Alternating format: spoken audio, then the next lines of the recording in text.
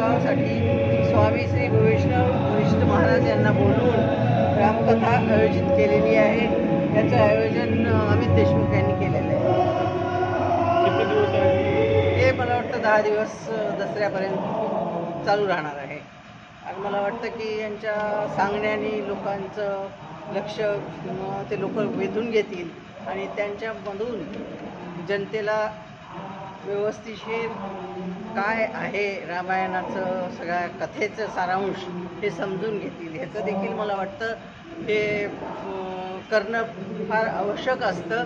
काही कामानिमित्त वगैरे आपल्याला मनोरंजनासाठी म्हणून, पण आपल्याला आपलं मनसुद्धा स्वच्छ याच्यामध्ये होतं, त्यासाठी मला वाटतं हे करणं आवश्यक आहे। नागरिकांना काय आव्हान करायचं कार्यक्रमाबद्दल? नागरिकांनी सगळ्यांनी येऊन त्यांचं ऐकावं, ज्ञान घ्यावं आणि ते जे सांगतील त्याप्रमाणे वागावं असं मी नागरिकांना आमच्या आव्हान करतो। थँक्यू।